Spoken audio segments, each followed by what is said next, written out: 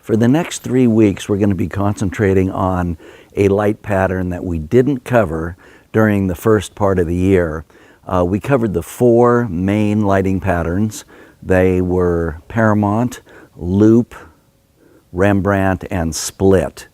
But this 5th lighting pattern is called Rim, and it's a really unique lighting pattern. It can be pretty hard to achieve, but the really great thing about this lighting pattern is that it can be used in conjunction with the 4 other lighting patterns, or it can be used by itself. And more importantly, it can be used for other types of photography, not just portraiture.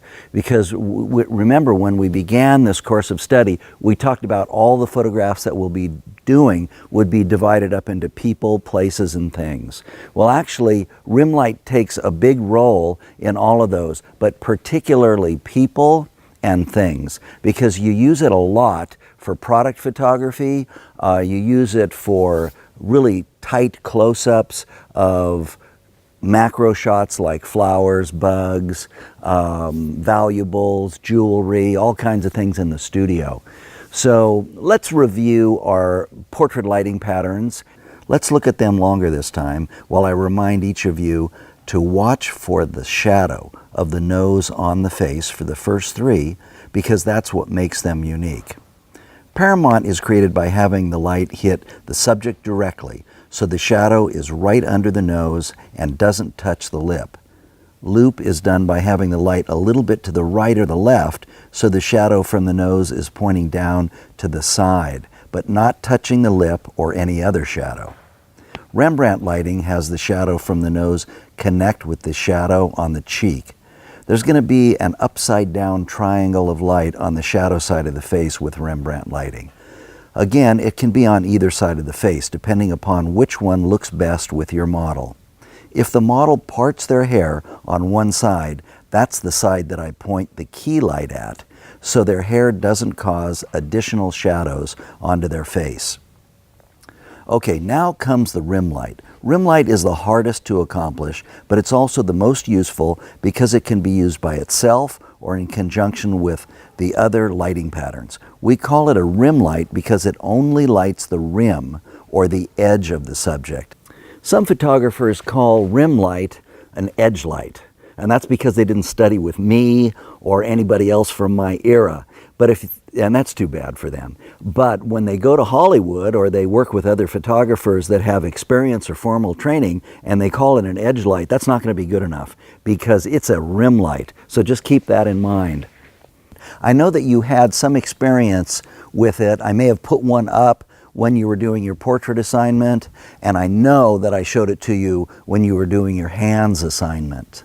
So I'm just going to use this flashlight here to show you a little bit about it. Here, I'll get a little closer to the camera so you can see what's going on. So here's my hand, and so it's pretty boring light, and rim light would be that edge light that we see around just the rim of my hand.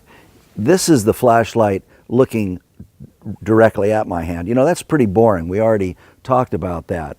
But when we have a rim light that's just hitting the edge, that's where things get a little more interesting. So keep your eye out for any kind of a light that can become a rim light. When rim light is above and behind the subject, we call it a hair light. If the rim light hits the head and the shoulders, it can be very effective in separating the subject from the background. This is especially true with dark hair and a dark background. That way their hair doesn't blend into the background. And in that way, it can also be called a separation light. If the rim light only hits one side of the subject, some photographers call it a kicker light. If the rim light is very, very thin, movie directors call it a scratch light, because early photographers used to scratch their portrait prints to make it look like there was a light there.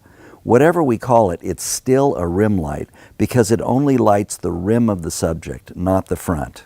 Now that's important because the rim light does not strike the face when the subject is looking at the camera.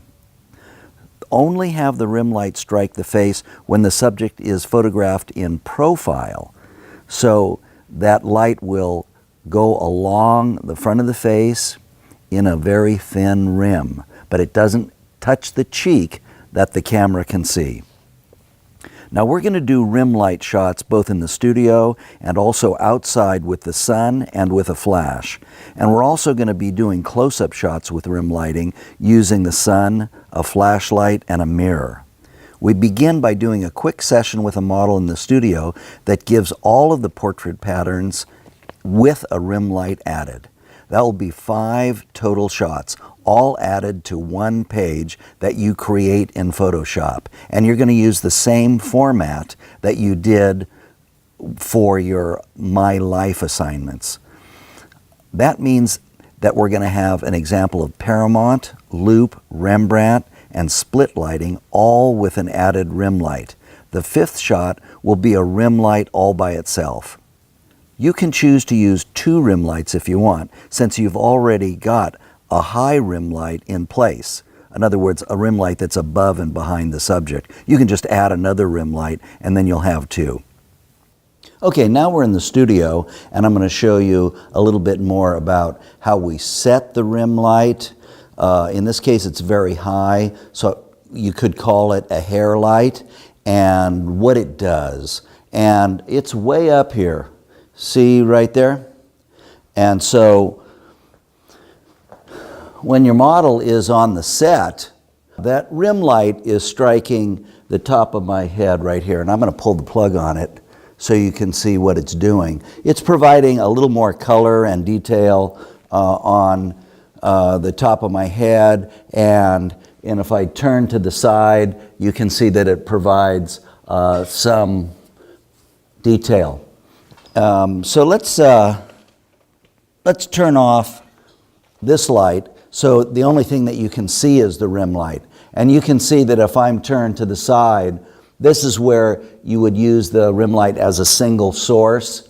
And if I turn a little bit more, then the side of my face gets lit, and it's not really a true rim light. And if someone was standing from that side and they were photographing me, it might look like a Rembrandt. But as I turn my face more this way, you'll see that that highlight on my cheek kind of goes away, and we just really want a thin line there that is a rim light if we're using it as just one single light. But in this case, we're using it as a hair light, and when I turn on this light and I get about the right ratio, then you can see how useful it is for the background.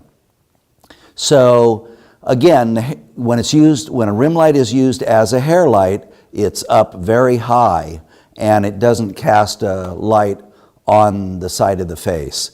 And that's how you'll be adding it to your portraits. This lighting that I have now is split lighting. If I turn a little bit more like this, it becomes like Rembrandt, or it can even be Paramount or loop.